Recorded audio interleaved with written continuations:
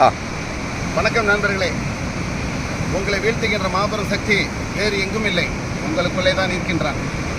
ஒரு முகவரை கேட்டேன், ஏன் இந்த வருடம் வணிகம் சரியாக செய்யவில்லை என்று கேட்டேன். அதற்கு அவர் கூறினார், எனக்கு அமைந்த கிளை மேலாளர் சரியாக என்னுடன் ஒத்துழைக்கவில்லை சார். அவருடன் இருக்கின்ற அந்த 2 வருட காலகட்டத்தில் என்னுடைய வெற்றிகள் எல்லாமே தனித்து போய்விட்டது. அவர் எனக்கு உற்சாகம் கொடுக்கவில்லை, ஊக்கம் கொடுக்கவில்லை, உத்வேகம் கொடுக்கவில்லை என்று கூறினார்.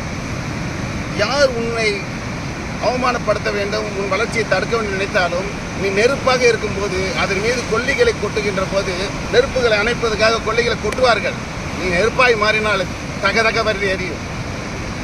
காற்று உள்ள பந்து எவ்வளோ வேகமாக தரையில் அடித்தாலும் அது மீண்டும் மீண்டும் மீண்டும் எவ்வளோ வேகமாக அடிக்கிறாயோ அவ்வளோ வேகத்துக்கு அது மேலே உயரும். அந்த அளவுக்கு உனக்குள்ள காற்று இருக்கணும், தம் இருக்கணும், நெருப்பு இருக்கணும், ஃபயர் இருக்கணும். எந்த புயல் காட்டம் வந்தாலும் சரி, அசையாத பாறையான உள்ளமாக இருந்தால் வச்சுங்க, உன் வெற்றியை யாரும் தடுக்க முடியாது.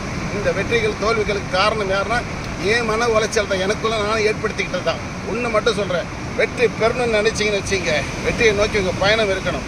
யார் உன்னை தடுத்தாலும் சரி, உங்களுக்கு எந்த வித விஷயம் இருந்தாலும், நான் என் நினைச்சா முடிச்சுப்பார், என் முயற்சியை தடுத்துப்பார், என் வெற்றியை பறித்துப்பார், நான் முன்னேறுவேன். அப்பையும் கடங்காது, திருப்பி உன்னை தடுக்க பார்ப்பாங்க. அப்பையும் வீர் கொண்டு எழுதுகிற நெருப்பு மாதிரியும் காற்று மாதிரியும் மழை மாதிரி நீ உன்னுடைய சக்திகளை பெருக்கிக் கொண்டு சென்றால் உன்னை அடைப்பதற்கு யாரும் உன்னை அழிப்பைக்க முடியாது. உன்னை அழிக்கின்ற ஒரே சக்தி உனக்குள்ளே தான் இருக்கின்றான். உருவாக்குவது நீதான், அழிப்பது நீதான். மறந்து விடாதே, காத்தல்